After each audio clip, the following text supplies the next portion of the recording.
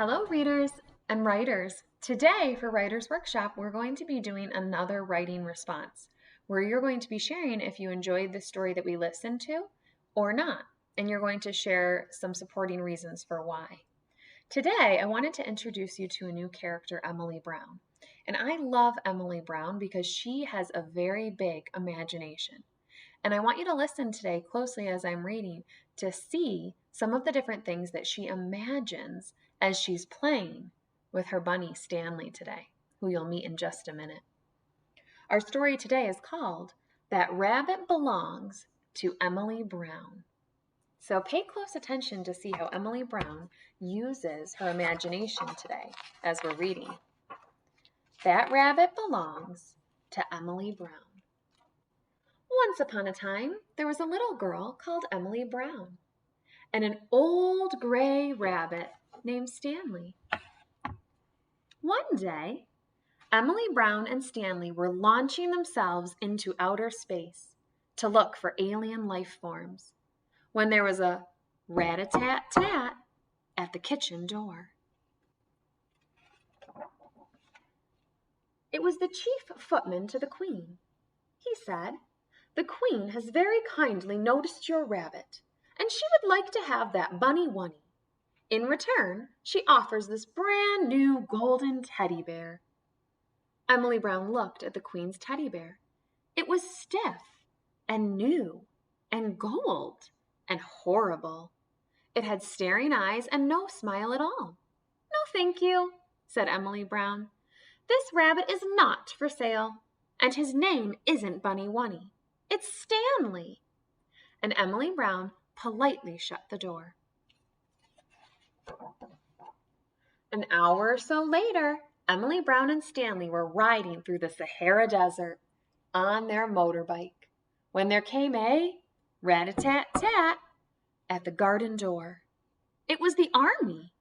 The captain saluted and said, "Her Most Royal Highness Queen Gloriana III greets Miss Emily Brown, and she would like to have that bunny wunny. In return, she offers her this brand new golden teddy bear and 10 talking dolls that say, 'Mama, Mama.'" Emily Brown said, "I don't want 10 talking dolls. I want my rabbit. And his name isn't Bunny Wunny. It's Stanley." A few days later, Emily Brown and Stanley were deep-sea diving off the Great Barrier Reef when there was a rat-a-tat-tat at the garden door. Who do you think it is? It was the Navy. The Admiral saluted and said, "Her Most Glorious Royalness Queen Gloriana III greets Miss Emily Brown, and she would like you to hand over that rabbit at your earliest convenience. She points out that she is the poshest person on the planet, and Bunny Wunny will be much better off with her. In return, she offers you the brand new golden teddy bear, 10 talking dolls that say, 'Mama, Mama,' and 50 rocking horses that rock forever."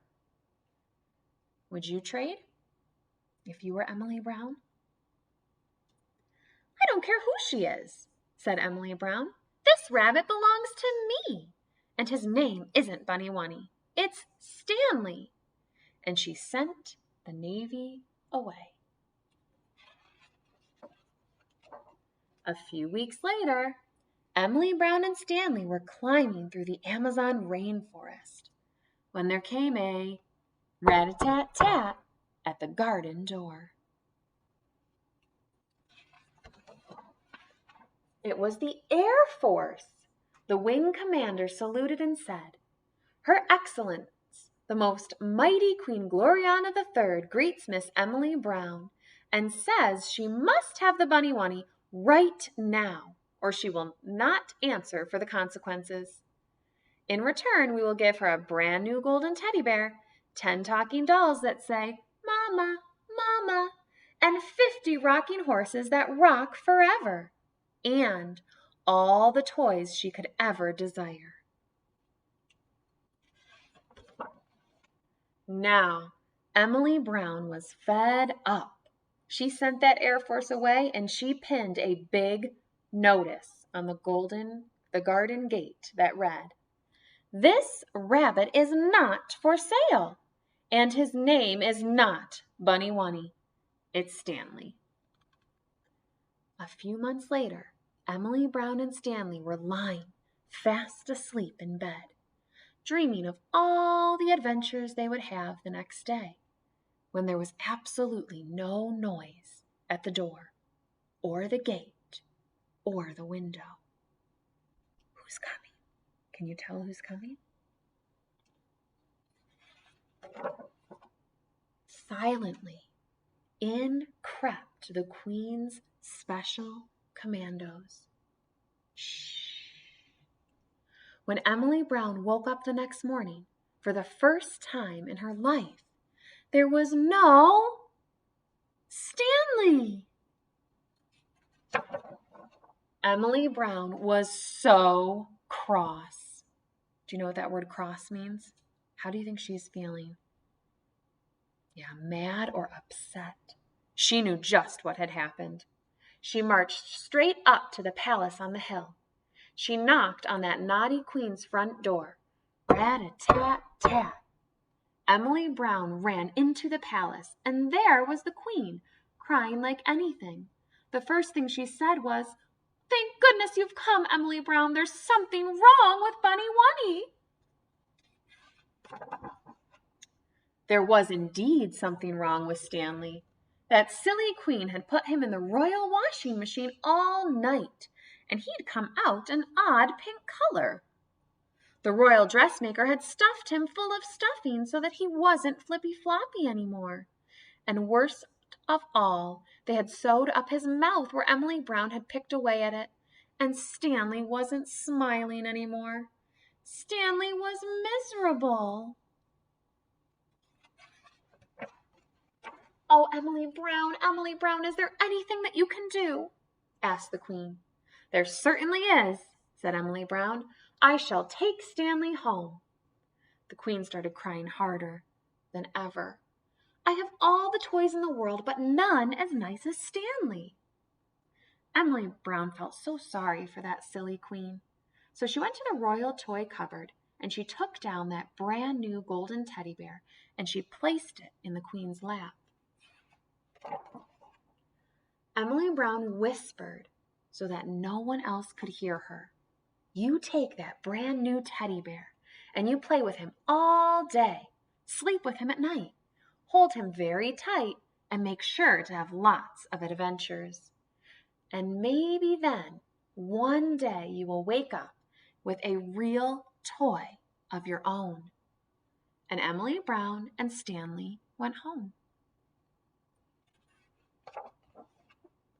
That was the last Emily Brown and Stanley heard from that silly Queen for quite some time. But one day, a couple of months later, as Emily Brown and Stanley were exploring the outermost regions of the Milky Way, there came a rat-a-tat-tat at the kitchen door. And it was the mailman with a letter for Emily Brown, and it just said, "Thank you." Can you see the picture here? Does the Queen Gloriana now have her own real toy just like Stanley? So before we started reading, I shared with you that Emily Brown has a very big imagination. How did you notice her using her imagination in the story today when she was playing with Stanley? What were some of the things that she imagined? That's one of the reasons that I love this story, because I love reading about how she uses her imagination to pretend that she's playing in different places, like the Amazon and the Milky Way and the Sahara Desert. So I did give away today what my opinion of the story is. And now I'd like to hear a little bit more about what your opinion is. So I want you to think about if you like this story or if you don't like this story. And just like yesterday, I'd like you to circle that sentence that matches your opinion. I liked this story. I did not like this story. And then you're going to write about what your opinion is, just like we practiced together yesterday, and draw some evidence in this box to illustrate what your opinion is. So I shared with you that I loved this story because Emily Brown has a big imagination. So I would draw her and Stanley today in my illustration as they're exploring the Milky Way in space. And then I would write my sentence to match my illustration. So today, have fun showing me your opinion of the story and then showing me with your evidence in your picture and your words how you support your opinion.